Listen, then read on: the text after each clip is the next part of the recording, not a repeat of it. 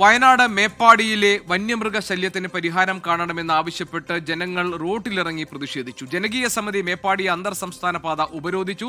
സുർജിത് അയ്യപ്പത്ത് വയനാട്ടിൽ നിന്ന് വിവരങ്ങൾ നൽകാനുണ്ട്. സുർജിത്, വീണ്ടും കാട്ടാന ശല്യം, കാട്ടാന മാത്രമല്ല പുലിയും കടുവയും കരടിയുമൊക്കെ ജനങ്ങളുടെ ജീവിതം ജനജീവിതത്തെ ബാധിക്കുന്ന തരത്തിൽ അവരുടെ ജനവാസ മേഖലയിൽ ഇറങ്ങുന്നതിനെതിരായിട്ടുള്ള ഒരു സ്വാഭാവിക പ്രതിഷേധമായിരുന്നല്ലോ ഇന്ന് റോഡ് ഉപരോധിച്ചുകൊണ്ട് ജനങ്ങളുടെ ഭാഗത്തുനിന്നുണ്ടായത്.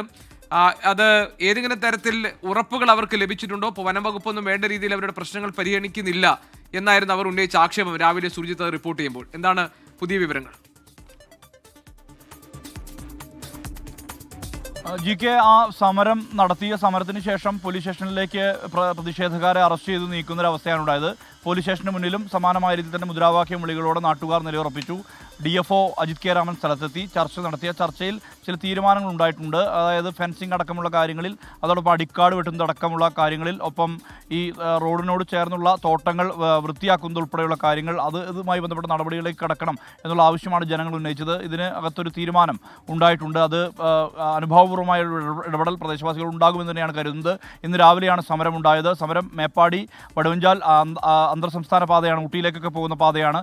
ആ പാതയ്ക്ക് വിലങ്ങിട്ടുകൊണ്ടാണ് അവിടെ പ്രതിഷേധവുമായി നാട്ടുകാർ രംഗത്തെത്തി. സ്ത്രീകളടക്കം വലിയ ആളുകളുടെ നീണ്ട നിര തന്നെ പ്രതിഷേധത്തിൻ്റെ ഭാഗമായി ഉണ്ടായിരുന്നു. അവർ അനുഭവിക്കുന്ന കഷ്ടത അത്രമാത്രമുണ്ട്. രാവിലെ എഴുന്നേൽക്കുമ്പോൾ ജീവൻ നഷ്ടപ്പെടുമോ എന്നുള്ള ആശങ്ക പോലും ആളുകൾക്കുണ്ട്. അതെല്ലാം തന്നെ അവർ പങ്കുവെക്കുന്നുമുണ്ട്.